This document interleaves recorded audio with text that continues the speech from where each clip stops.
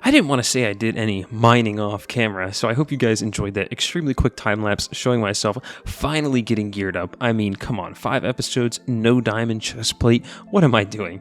Anyway, my name is Neurostratos. Welcome to episode 6 of my Minecraft Create series. In the last episode, we designed this train station for our starter base, and I even created my own interpretation of the Polar Express, which I asked you guys last episode to come up with a name for it. Now, after going through a lot of comments, I finally settled on one really good name that I felt was simple yet expressed the intention of this train, and that is the Arctic Streamliner. So thank you very much, BB4 Burst Bear 64. I'll have your comment on screen. There was a lot of other really good names, so I really want to thank you guys for commenting, but don't worry, there'll be more names to choose for future builds in other episodes. So thank you all for participating. It really means a lot. So what are we going to do in this episode, you might ask?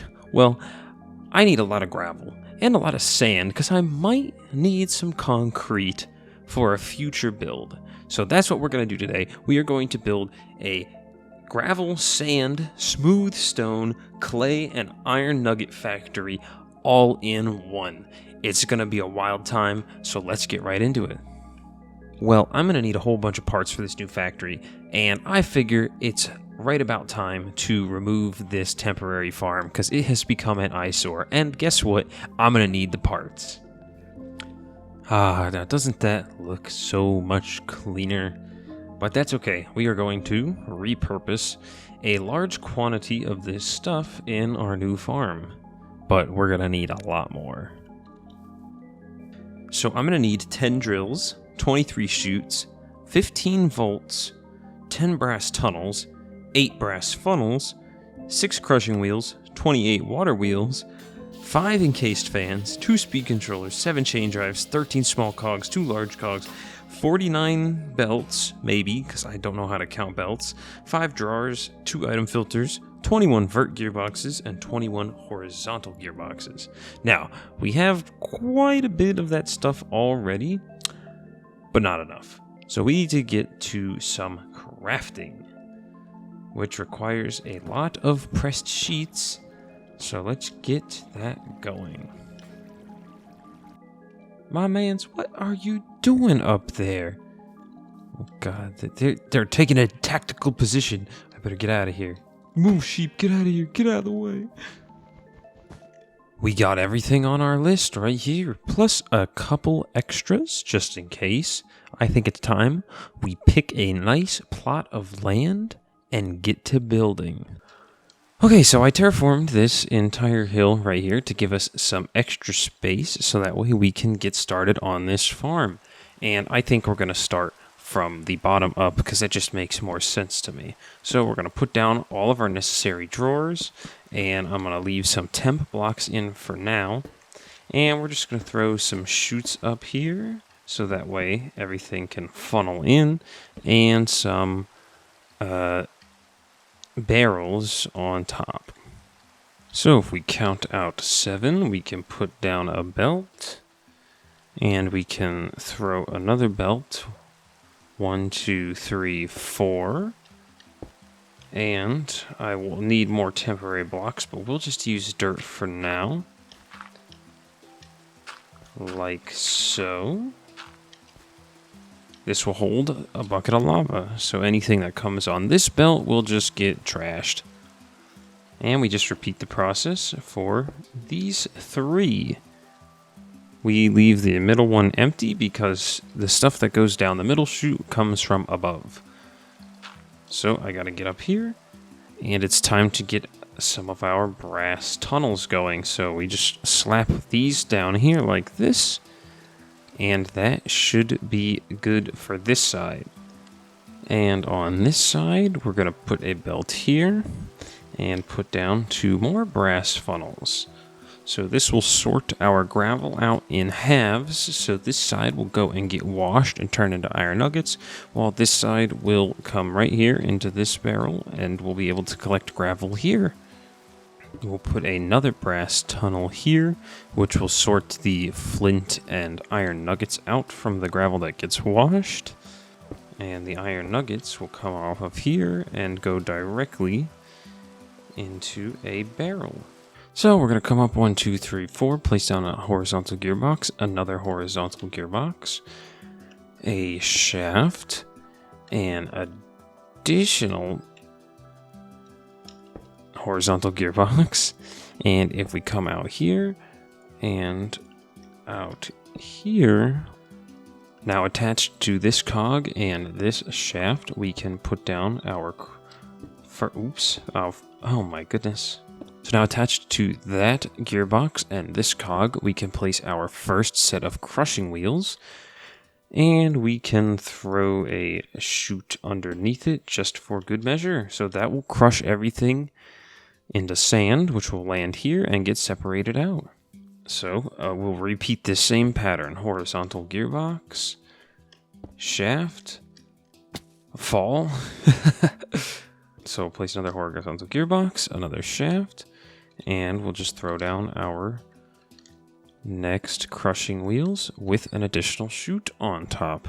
Okay, so far we have a system that crushes cobblestone into gravel, and then that gravel will come down and get crushed into sand, flint, and clay balls. So those will collect down on these, and we'll collect the sand and clay balls, and the flint will get destroyed. But this is the left-hand side of the system. And now that we're up here, just connect these 3 belts, like so. And this will gather all of our yummy, delicious cobblestone. But there's an issue.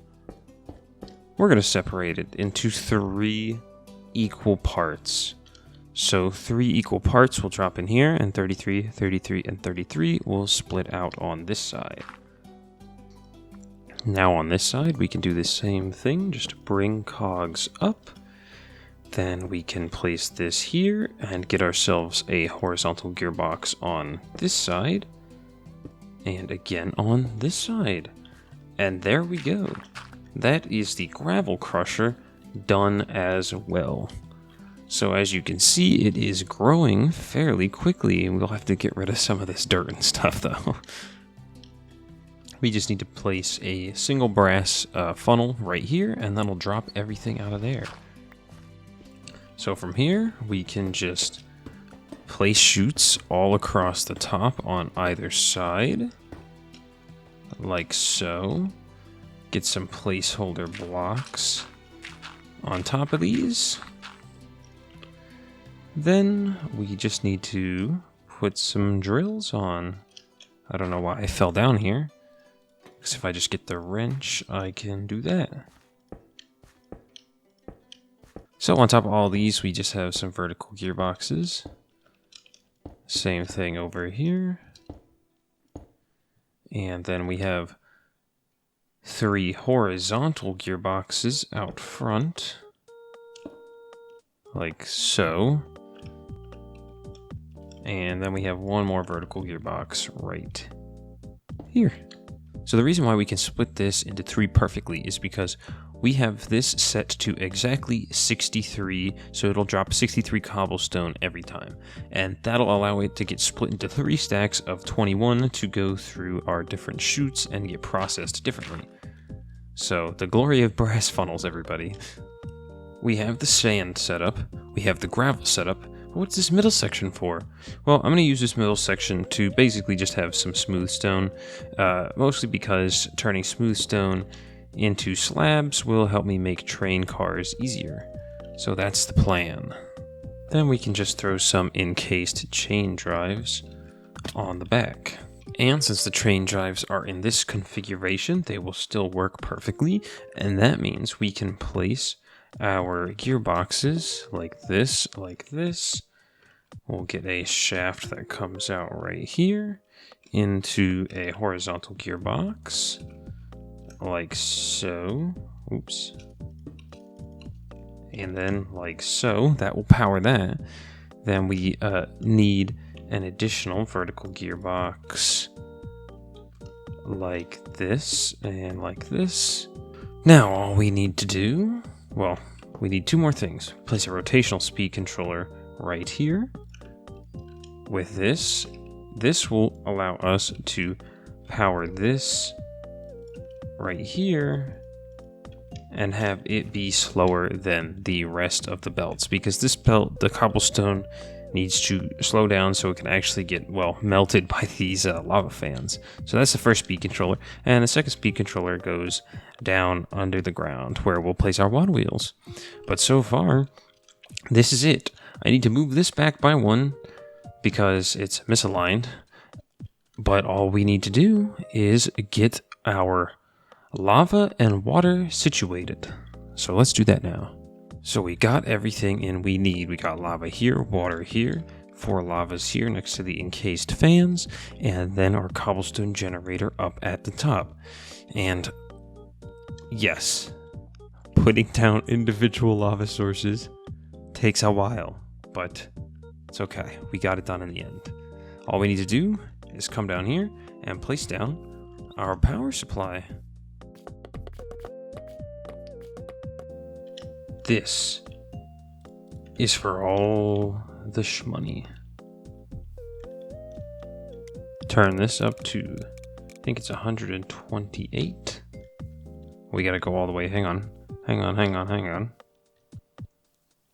And this, I think, is 5. We'll set it to 5. 5 will be okay. We're obviously gonna have to come do all these filters and stuff, but here we go. This is happening the wrong. Okay, hang on. I can fix this very easily. Vertical gearbox. Horizontal gearbox. This is not supposed to go that way. This needs to go that way. Then we just come down here and we switch the direction. Alright, let's watch. Oh, there was clay. I saw some clay. Here comes some cobblestone. There's some sand. There was some flint.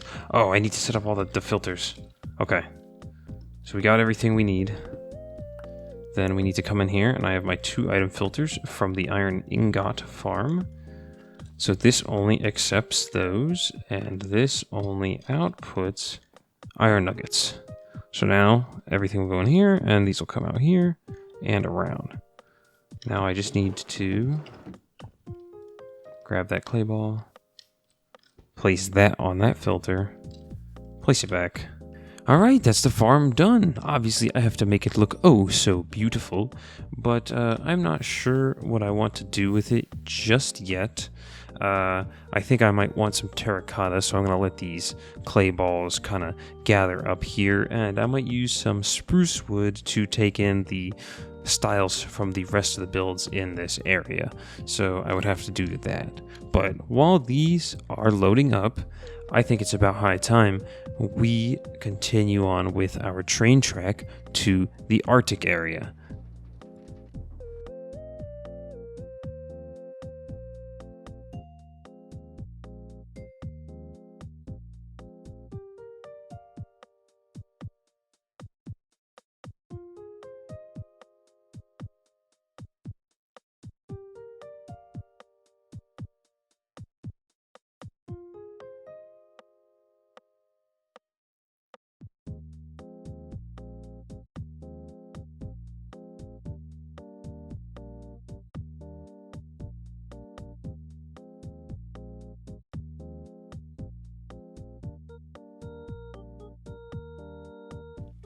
We finally made it all the way here.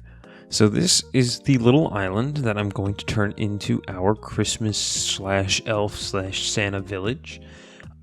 I picked it because obviously it's a nice little isolated flatter spot, and it is surrounded by this beautiful massive ice spikes biome that we get to traverse through. This obviously I think I don't want it to stay. What I'd really like to do is have like a cool train turnstile where the train can pull onto the turnstile and it can rotate, but I have the sneaking suspicion that might take up a lot more space than I'm hoping for. But we have quite a bit of space on this island, so I'll play it by ear. But right now, this is just so we can get our train here and be able to turn all the way back around. So why don't we grab the train and have ourselves a little joyful ride? Here I go. Yippee. So this is the part that I don't quite like. It's a little too steep and curvy, but we'll fix that. We'll fix that a little later with some terraforming. But once we get here, we have a lot more straightaways. And I just killed a sheep. No. Oh, this is so cool. I wish I could zoom out a little bit further, but it doesn't look like it. So what I may do on this train is I may take that second bogie with the big wheel on it and move it towards the back, just so we don't get the train like kind of angling off the turns. Like, it's fine for some of these, but look at that. Like, I don't know, it just kind of takes me out of it. But this is amazing. Look at the scenery around here. Beautiful mountains on either side of this valley. A wonderful river to follow. And then we're coming up to the ice biome. Also, there's a super cool cave. Like, you could see all the way down there. That's pretty epic. And here we go. So if this was up a little bit, you would see a massive village over there. And we come right up into an ice spikes biome. The ice spikes biome. Now, hopefully, I don't get shot out of my seat. Okay, we're good. I didn't clear everything out of the way yet, but that's okay, because the train kind of passes through everything. And with that, we're here. We're obviously going to need to put a station down. Uh-oh. Oh, no. Uh-oh. I don't think this is going to work. How do I... Oh. Shoot, let me stop. Oh, God, I spawned a chicken on the train. Okay, I stopped controlling it. Oh gosh, it's like that picture of a snake trying to eat itself. I'm gonna hit. No, I did not plan this out good enough. And I don't want to back the train all the way up.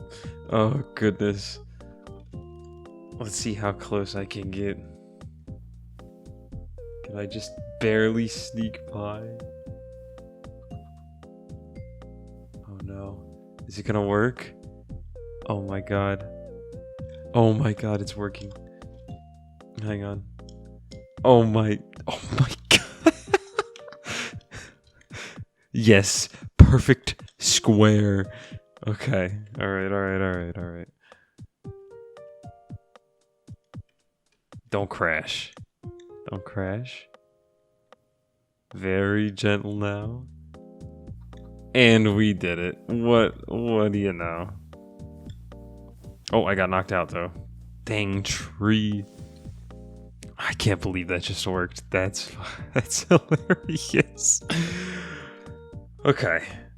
What I need to do is I may need to expand this station out a little bit more and actually put a station down so we can park the train here. And that way we can get to work on the Arctic Village. But I have to drive this train back now.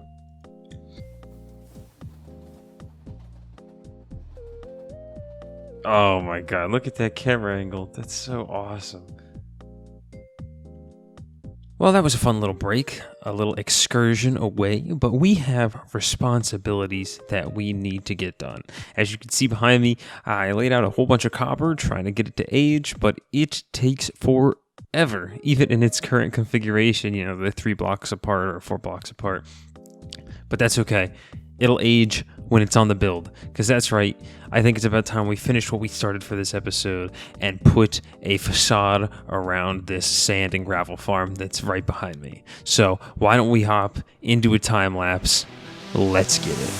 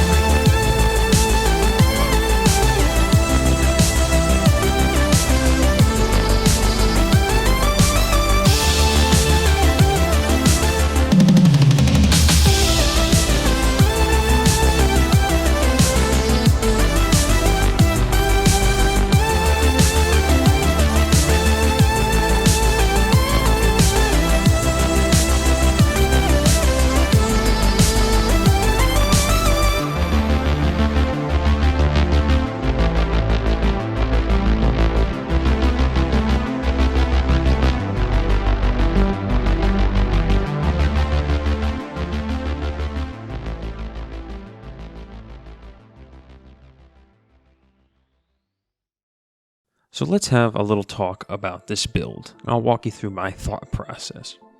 So first off, in world lore, this is kind of like a castle ruin that somebody at some point repurposed into a little workshop, right? So the idea is that somewhere inside of this protruding section there is some sort of workshop, some sort of factory, and that's what the little smokestack is for. And this would be like the entrance to that little workshop, or maybe it's a shop that sells the stuff that the workshop makes. So there's this. So this is supposed to be kind of like an ancient ruin, which is why I went for this color palette. You know, starting out with black stone, deep slate tiles, deep slate, and some stone bricks with a little bit of basalt thrown in there to show wear and tear, right? And I put on these windows. They're not actually windows, it's just cold blocks with some glass in front of them. Give the build more depth and more realism, as well as adding these wall blocks in here from certain angles. It gives a lot more depth to the actual build. So I recommend you try that. It's a really good technique, especially for vanilla Minecraft, where you don't have a lot of these, half blocks and stuff that you might get from framed.